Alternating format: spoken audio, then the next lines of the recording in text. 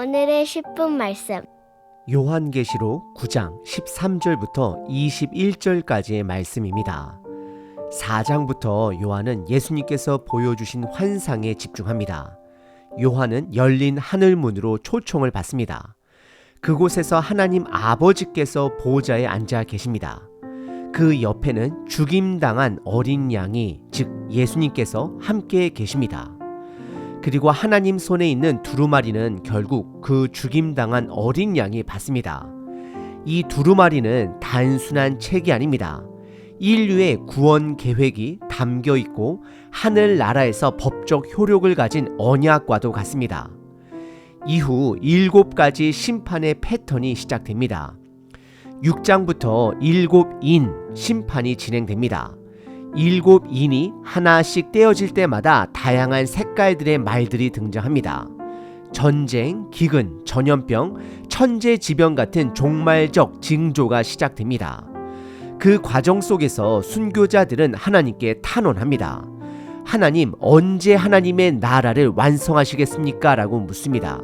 마지막 7번째 인이 떼어지면서 불길한 침묵이 찾아옵니다. 그리고 이 침묵은 2번째 7 심판의 패턴으로 이어집니다. 그것이 바로 7 나팔 심판입니다. 7 나팔 심판은 두 부분으로 나눌 수 있습니다. 첫 번째부터 4번째 나팔까지는 자연을 향한 심판입니다. 그런데 특이한 점이 있습니다. 전부를 심판하지 않고 딱 3분의 1만 심판하십니다. 땅의 3분의 1이 불에 탑니다. 바다의 3분의 1이 죽습니다. 강과 샘물의 3분의 1이 썩습니다. 하늘의 3분의 1도 어두워집니다. 이 모든 것은 회개를 촉구하는 것입니다. 그러나 5번째 나팔이 울기 전에 독수리가 경고합니다. 화, 더 큰 화가 올 것이다 라고 말합니다. 그래서 5번째 나팔은 첫 번째 큰 화로 분류됩니다. 왜냐하면 이때부터 사람을 향한 심판이 본격적으로 시작되기 때문입니다. 5번째 나팔에서는 황충의 재앙이 나타납니다. 사람들은 죽고 싶어 하지만 죽지 못합니다. 5개월 동안 고통을 당합니다. 그리고 오늘 본문은 6번째 나팔입니다. 2번째 큰 화가 시작됩니다. 엄청난 숫자의 마병이 인류의 3분의 1을 죽입니다. 하지만 사람들은 여전히 돌이키지 않습니다. 회개하지 않습니다. 오늘 본문에서 강조하는 핵심 메시지는 3가지입니다. 첫째, 모든 재앙의 배후에는 하나님의 주권이 있습니다. 둘째, 심판조차 하나님이 정하신 시간과 방법에 따라 진행됩니다. 셋째, 심판의 목적은 사람들을 돌이키도록 하기 위한 것입니다. 하지만 결과는 사람들은 돌아오지 않습니다. 오히려 우상 숭배에 빠집니다. 인간의 죄는 심판으로도 쉽게 멈추지 않는 심각한 영적 질병이라는 것을 명확하게 보여줍니다. 그럼에도 하나님은 경고의 성격을 담은 심판을 멈추지 않으십니다. 마지막 최종 심판이 오기 전까지 계속해서 기회를 주시고 계십니다. 이것이 우리가 붙들어야 할 하나님의 마음입니다. 그리고 교회 공동체가 가져야 할 태도입니다. 교회는 열매가 없더라도 복음을 꾸준히 전해야 합니다. 눈에 보이는 숫자적 성과가 없더라도 끊임없이 복음을 전해야 합니다. 그것이 우리가 마지막 시대를 살아가는 자세여야 합니다. 이 일에 동참하는 사람과 교회는 복된 사람이고 복된 교회입니다. 왜냐하면 하나님의 마음과 합하였기 때문입니다. 여러분들에게 주어진 오늘 하루는 내가 먼저 돌이켜야 할 하루입니다. 그리고 동시에 복음을 드러내야 할 하루가 됩니다. 죄의 결과는 생각보다 심각합니다. 돌이키는 것 쉽지 않습니다. 여러분들은 내가 오늘 돌이키고 복음을 전하면 우리 식구들 중에 누군가의 생명이 바뀔 수 있다라는 사실을 믿으십니까? 오늘 본문은 크게 3부분으로 나눌 수 있습니다. 첫째, 6째 나팔의 시작입니다. 둘째, 2억 명의 마병대가 등장합니다. 셋째, 회개를 거부하는 사람들의 모습입니다. 먼저 첫 번째 부분을 살펴보면 6번째 나팔과 4명의 천사가 등장합니다. 13절부터 15절까지입니다. 13절에 보면 6째 천사가 나팔을 불 때 금제단의 뿔에서 음성이 들립니다.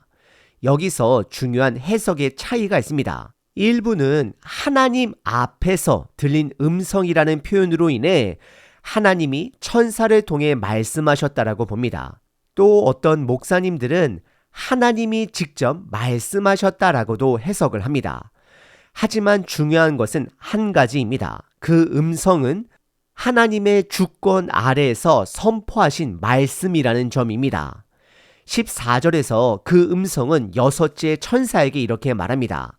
큰 강 유브라데에 결박한 내 천사를 놓아주라. 이렇게 명령합니다. 여기서 유브라데 강을 큰 강이라고 표현합니다. 그 이유는 두 가지입니다. 첫째, 이스라엘에게 유브라데 강은 약속의 땅의 경계를 의미합니다. 가나안 땅의 경계선입니다. 둘째, 그 당시 유브라데 강은 로마 제국의 동쪽 국경입니다. 적들이 넘어오는 경계선이었습니다. 그래서 유브라데 강은 상징적으로 악이 시작되는 출발점으로 이해됩니다. 이제 네 천사에 대해 살펴보겠습니다. 이 네 천사는 하나님의 명령으로 제한된 심판의 도구가 됩니다. 15절에 보면 네 천사가 하나님의 때에 그 준비된 때에 맞추어 심판을 실행합니다. 인류의 3분의 1을 죽이는 심판으로 이어집니다. 네 천사는 동서남북으로 나뉘어 활동합니다. 전 세계 인류의 3분의 1을 처단하는 역할을 맡았습니다.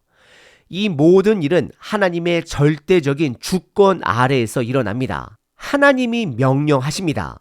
유브라데 강에 결박된 천사를 푸는 것도 하나님이 정하십니다. 심판의 범위도 하나님이 정하십니다. 3분의 1이 그것입니다. 결국 이 심판도 하나님의 절대적 통제 속에서 진행됩니다.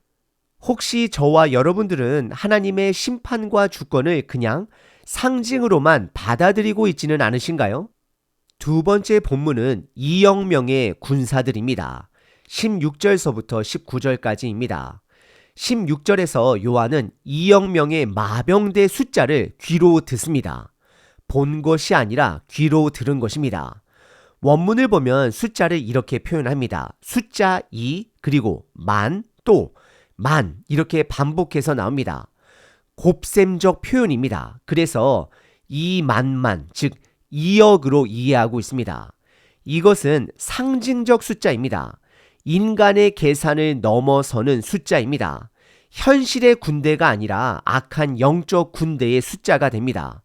공포와 재앙의 상징적 표현입니다. 여기서 심판의 강도가 변합니다. 자연 재앙에서 인간을 향한 심판으로 넘어갑니다. 요한은 2억 명의 마병대라는 숫자를 들었습니다. 그리고 17절부터는 실제로 그 군대를 눈으로 보게 됩니다. 황충의 재앙 때와 비슷한 패턴입니다. 이번에도 실제 사람으로 구성된 군대가 아닙니다. 요한이 본 마병대는 이런 모습입니다. 사람들이 불빛처럼 빛나는 호심경을 입고 있습니다. 유황색의 갑옷입니다. 말들의 머리는 사자머리 같고 그 입에서는 불과 연기와 유황이 나옵니다. 18절에 보면 그의 입에서 나오는 불과 연기와 유황으로 인류의 3분의 1이 죽임을 당합니다. 그리고 19절에는 말의 꼬리를 봅니다. 꼬리가 뱀처럼 생겼고 끝에는 머리가 있습니다. 이 꼬리로도 사람을 해칩니다. 이것은 완전한 파괴의 상징적 이미지입니다. 실제 군대의 모습이 아니라 영적 공포를 불러일으키는 환상적 장면입니다. 여기서 중요한 의미가 있습니다. 말의 입과 꼬리에서 나오는 재앙에는 거짓과 속임도 포함이 됩니다. 이것은 영적 전쟁입니다. 세 번째 본문입니다. 그럼에도 불구하고 회개를 거부하는 사람들입니다. 20절과 21절입니다. 20절을 보면 인류의 3분의 1이 죽임을 당했는데도 사람들이 돌이키지 않습니다. 여전히 우상 숭배와 악행을 멈추지 않습니다. 하나님을 향한 두려움을 상실했습니다. 영적으로 심각한 질병에 든 상태입니다. 20절을 다시 보면 인간이 자신의 손으로 만든 것에 집착하고 있음을 봅니다. 금, 은, 동, 돌, 나무로 만든 우상을 여전히 섬깁니다. 우리들 모두는 우리들 손으로 만든 무엇에 집착하고 계십니까? 내가 만들어 놓은 성공, 돈, 지위, 자랑거리에 집착하고 있지 않습니까? 이런 것들도 결국 우상이 될 수 있습니다. 21절에 보면 회개를 거부한 사람들은 결국 자기 멋대로 살아갑니다. 입으로 살인을 하고 마음으로 간음을 하고 하나님의 것을 도둑질하며 주술에 빠집니다. 돌이키지 않는 죄는 결국 자기 자신을 파괴하게 됩니다. 심판을 초래합니다. 우리는 이것을 기억해야 합니다. 회개에는 책임이 따릅니다. 인간의 자유의지와 선택도 심판의 기준 안에 있습니다. 죄를 반복하는 것은 회개를 거부하는 증거가 됩니다. 다시 말씀드립니다. 우리가 반복해서 짓는 죄는 회개하지 않고 있다라는 증거가 됩니다. 지금 우리 각자의 반복되는 죄는 무엇입니까? 귀 있는 자는 들어야 합니다. 요한을 통해 하나님은 반복해서 경고하고 계십니다. 그런데도 귀를 닫고 있는 것이 인간의 비극입니다. 우리들 모두 내가 마음을 돌이키면 나뿐 아니라 내 주변 식구들도 함께 바뀔 수 있다라는 사실을 믿고 계십니까? 오늘 우리는 요한계시록 9장 말씀을 살펴봤습니다. 7 나팔 심판 중 6번째 나팔이었습니다. 5번째 나팔에서는 죽음까지는 가지 않았습니다. 하지만 6번째 나팔에서는 인류의 3분의 1이 죽임을 당합니다. 그런데도 사람들은 여전히 돌이키지 않았습니다. 우상 숭배를 멈추지 않았고 악행을 계속 진행했습니다. 여기서 우리는 하나님의 마음을 봅니다.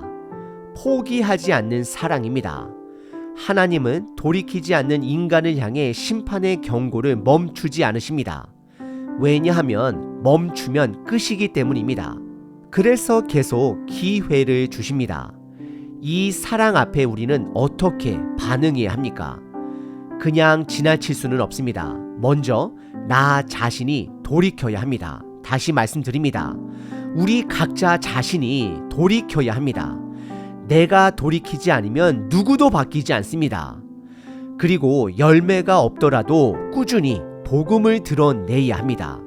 눈에 보이는 숫자보다 중요한 건 우리의 마음이 하나님의 마음과 합하는 것입니다. 오늘 하루는 그냥 지나가는 시간이 아닙니다. 오늘은 하나님께 더 가까이 갈 수 있는 은혜의 하루입니다. 그리고 복음의 은혜를 나눌 수 있는 하루입니다. 우리 각자가 그 선택을 하지 않으면 반복된 경고도 결국은 심판으로 끝나게 됩니다. 우리는 기억해야 합니다. 내가 먼저 돌이키고 복음을 나눈다면 우리 주변의 식구들의 인생에 작은 변화를 가져올 수 있습니다. 그것이 복음의 능력입니다. 항상 기뻐하라. 쉬지 말고 기도하라. 범사에 감사하라.